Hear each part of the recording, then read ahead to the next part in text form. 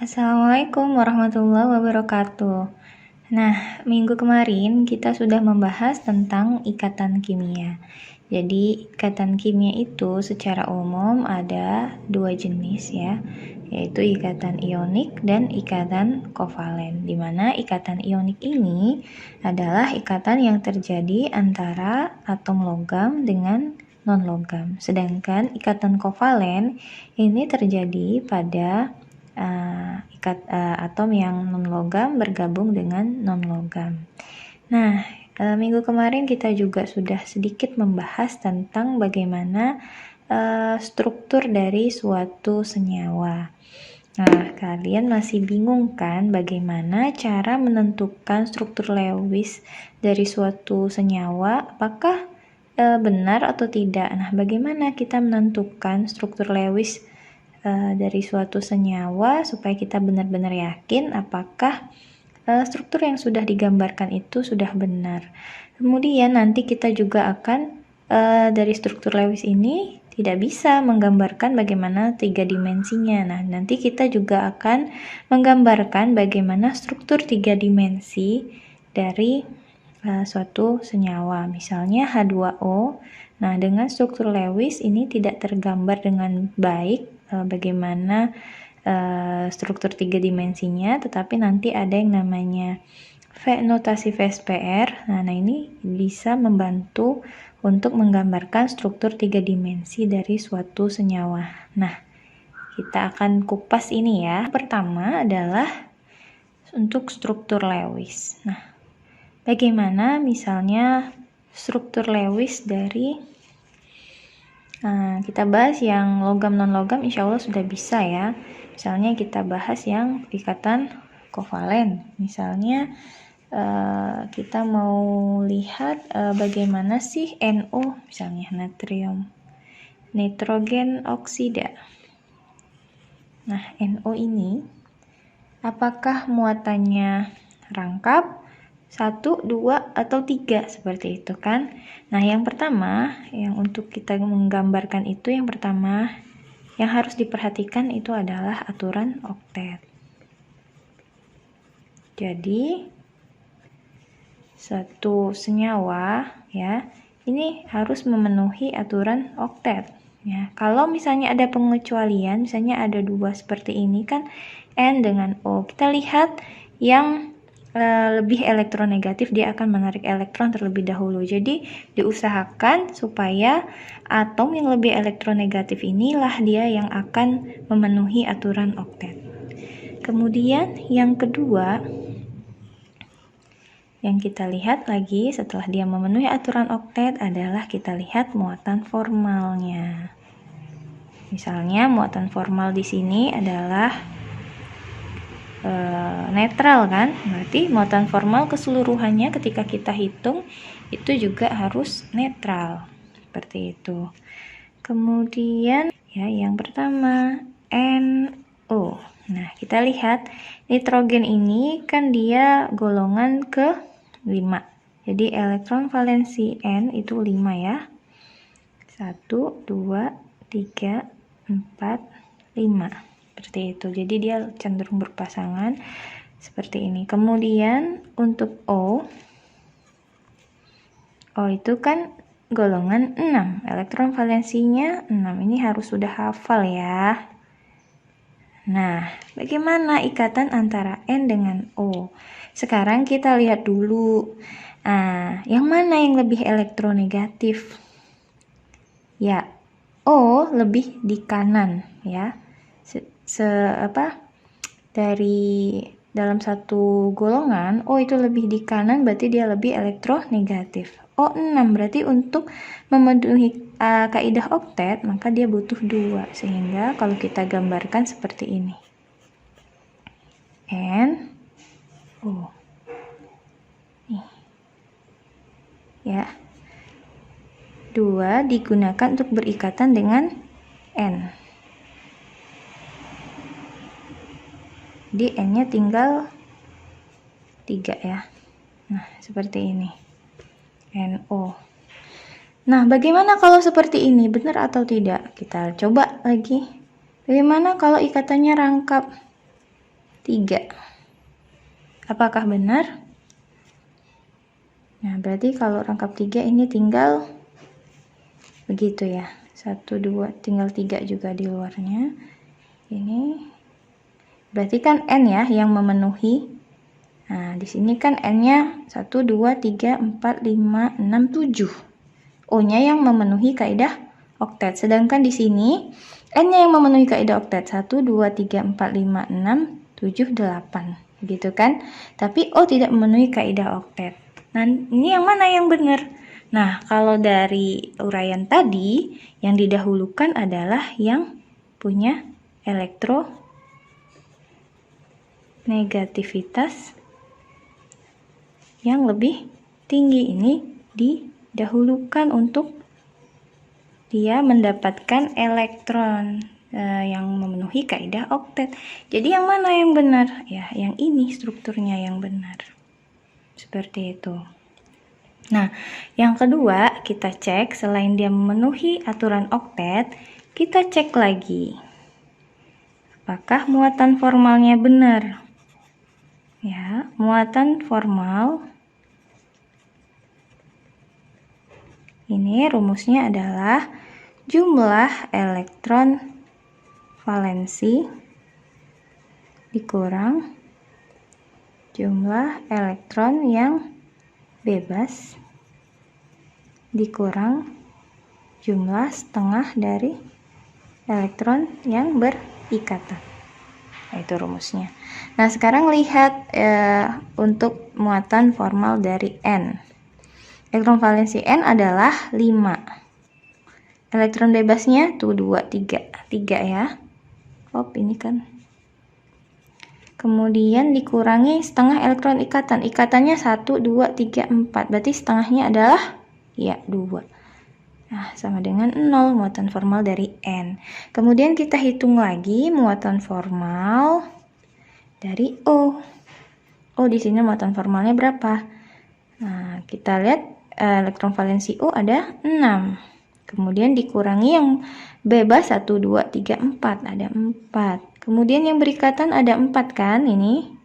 Sehingga bagi 2 jadi 2 sama dengan 0. Nah, keseluruhannya muatan formalnya adalah 0. Sehingga benar muatan formal dari segi ini kaidah oktet dia memenuhi, kemudian dari segi muatan formalnya dia juga memenuhi. Sekarang kita coba membuat struktur dari senyawa lain ya, misalnya SO2. Nanti kalian akan belajar polanya ya, bagaimana membuat struktur Lewis yang benar. Nah, kita lihat di sini S dengan O ini sama-sama non logam. S ini elektron valensinya ada 6 ya. S ini 6, O juga 6. Nah, tapi kita lihat juga mana yang lebih elektronegatif. Nah, dua-duanya di golongan 6 artinya sih sama-sama membutuhkan 2 elektron ya. Cuman kan di sini ada SO2. Ya kan, bukan SO tapi SO2. Tentu saja nanti dia harus ada yang mungkin tidak memenuhi kaidah oktet di sini. Nah, kita lihat di sini antara S dengan O, siapa yang lebih elektronegatif? Ya, O lebih elektronegatif. Kenapa O lebih elektronegatif? Karena O ini kedudukannya dalam satu golongan dia lebih di atas. Masih ingat ya? Jadi kalau saya punya jembatan keledai namanya ya, untuk memudahkan menghafal, yaitu orang suka senyum. Teringat, orang suka senyum. Teringat fotonya si apa ya? Nah, ini pokoknya ini dalam satu golongan 6. Nah, ini O-nya lebih di atas, ya kan? Lebih di atas sehingga dia lebih elektronegatif. Jadi yang akan menarik elektron lebih dulu adalah si O, sehingga O harus memenuhi kaidah oktet. Oke, paham ya? Nah, sekarang kita coba buat SO2 begini. Nah, karena ini masih 6, berarti dia menarik 2, berikatan 2 dengan si S. Ini juga seperti itu. Tuh 2, 3, 4 sisanya. Tuh 2, 3, 4. Nah, ini sudah berikatan 4 sehingga tinggal 2. Nah, kita lihat di sini ya. Oh, benar nggak dia memenuhi kaidah oktet? 1, 2, 3, 4, 5, 6. 7, 8. Benar ya. Kemudian yang ini juga 1, 2, 3, 4, 5, 6, 7, 8. Sedangkan S kita lihat 1, 2, 3, 4, 5, 6, 7, 8, 9, 10. Tuh begitu. Jadi seperti ini. Gitu. Barangkali ada yang bikin seperti ini. SO2. Bisa nggak seperti itu? Nah, gitu ya. Nah, ini tidak bisa karena kalau Anda lihat di sini O yang di tengah jadinya 1, 2, 3, 4, 5, 6, 7, 8. Nah, sisanya kemana? Yang 2 lagi 9, 10 nggak boleh. Ini salah jadinya seperti itu. Jadi kita sudah bisa menebak dari prinsip itu tadi, yang lebih elektronegatif dia harus memenuhi kaidah oktet. Nah, sekarang kita cek ya muatan formal ini apakah benar SO2 itu seperti ini. Muatan formalnya kita lihat. Muatan formal dari S ya. Masih ingat rumusnya? Jumlah elektron valensi dikurang jumlah elektron bebas dikurang jumlah setengah dari elektron yang berikatan. Elektron valensi dari S adalah 6, dikurangi elektron bebasnya ada 2, dikurangin elektron berikatannya ada 8 sehingga 4 di sini. Sehingga di sini 0. Sekarang kita cek muatan formal dari O yang sebelah kiri sama seperti sebelah kanan ya, identik, jadi masalah. Nah, elektron valensi O ada 6, elektron bebasnya 1, 2, 3, 4 ya, 4. Elektron yang berikatan tuh 2, 3, 4 bagi 2 jadi 2 sama dengan 0. Sehingga muatan formalnya sama dengan 0. Jadi benar seperti itu. Paham ya? Sekarang kita coba yang lebih menantang lagi, yaitu yang dia punya muatan ya, yang ionik, misalnya CO3 2-. Oke, karbonat ya. CO3 2-. Kita lihat C itu elektron valensinya ada 4. Ya. Kemudian O elektron valensinya ada 6. Nah, sama seperti kaidah tadi. Siapa yang lebih elektronegatif, itulah dia yang akan memenuhi kaidah oktet sih. Tapi kalau misalnya dua-duanya bisa, why not gitu kan? Jadi kita lihat di sini C-nya 1 di tengah-tengah, kemudian O-nya ada 3 di sini. Nah, kita gambarkan seperti ini. Nah, masalahnya C tangannya cuma 4. Bener nggak? Jadi nggak bisa dong dia nambah elektron lagi di sini. Sehingga ya terpaksalah dia 1 gini berikatannya. Padahal O kan butuhnya 2. Nah, tuh 2, 3, 4, 5. Tinggal di sini kan 1, 2, 3, 4, 5. Tuh 2, 3, 4. Nah, seperti inilah jadinya. Sekarang gimana caranya supaya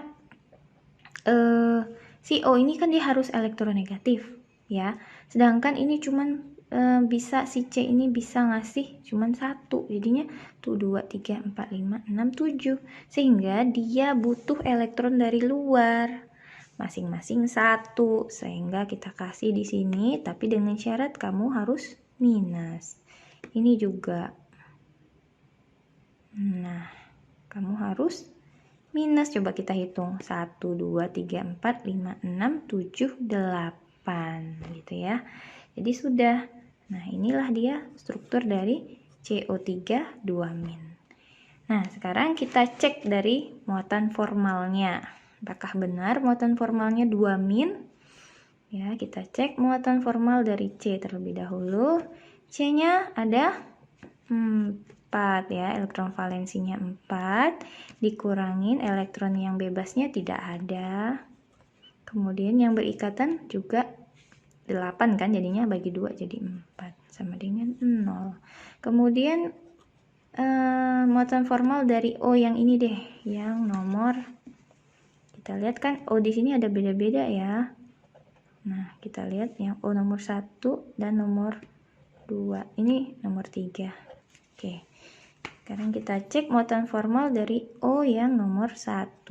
O yang nomor 1 ini elektron valensinya 6, kemudian dikurangin yang berbebasnya ada 4. Dikurangi lagi yang berikatan 4 dibagi 2, 2 sama dengan 0. Kemudian muatan formal yang O yang nomor 2, karena dia identik jadi sama aja sih. Nah, O nomor 3 juga sama muatan formalnya nih. Sekarang kita lihat muatan formal dari yang O yang nomor 2 dan nomor 3. Yang nomor 2 ini elektron valensi O adalah 6 ya.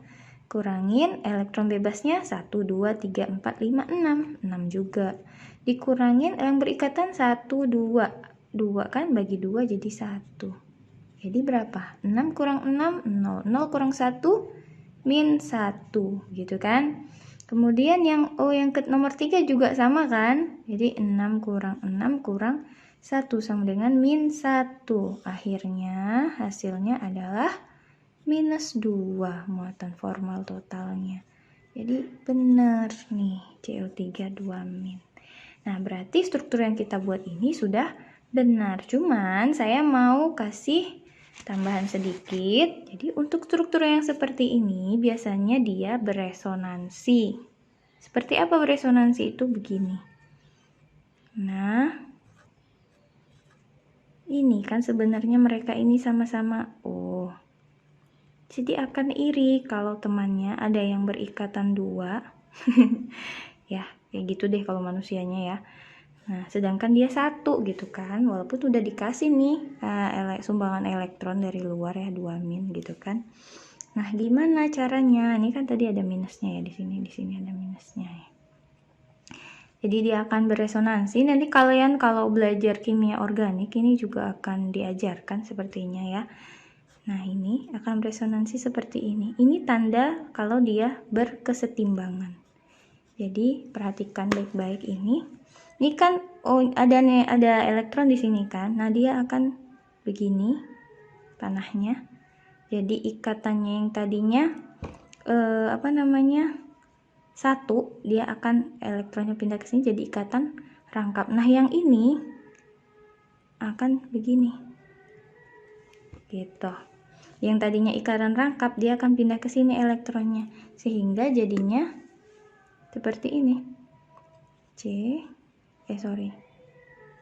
O ya. Nah, ini yang tadinya 1 jadi rangkap seperti itu. Yang ini tadinya rangkap jadi 1. Nah, gitu.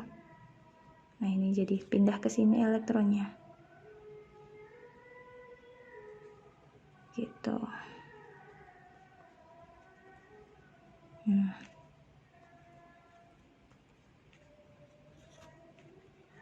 Seperti ini.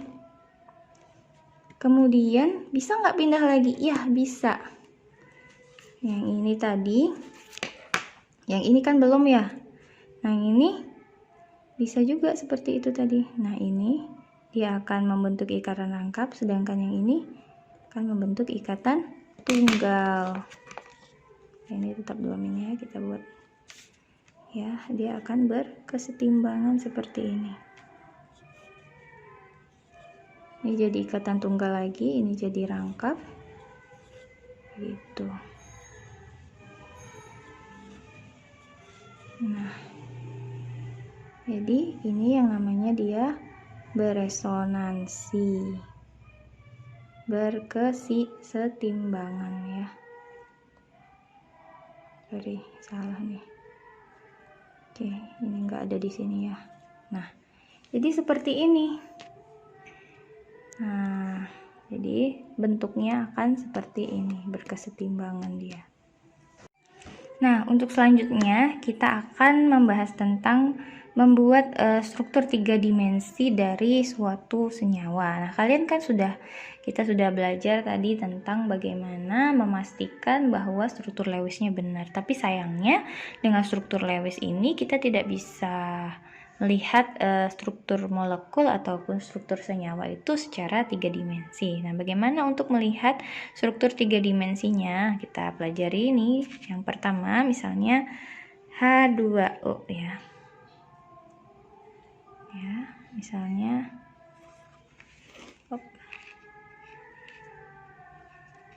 ya, semoga jelas. Struktur dari H2O gitu, yang gampang dulu deh.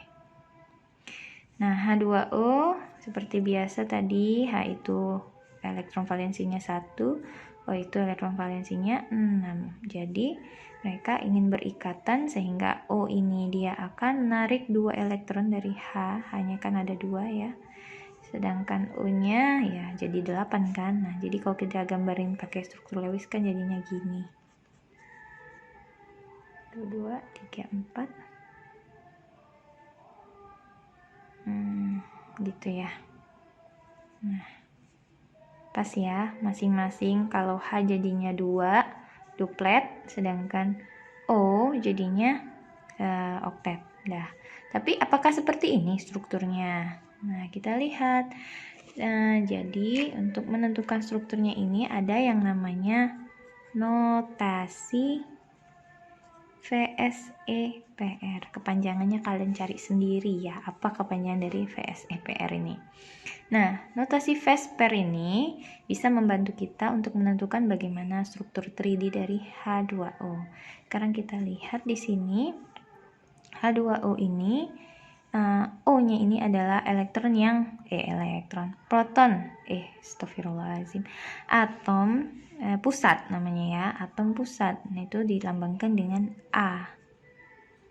Kemudian atom yang berada di sekelilingnya, ya itu disebut dengan X. X-nya ada berapa di sini? 2. Kemudian kita lihat di sini, apakah ada elektron elektron di atom pusat itu yang masih bebas? Ada berapa pasangannya? Ada 2 pasangannya. Jadi elektron bebasnya ada 2 pasangan ya, maksudnya 2 pasang. Jadi notasi VSEPR-nya adalah AX2E2. Nah, nanti kalian bisa lihat tabel dari VSEPR ini.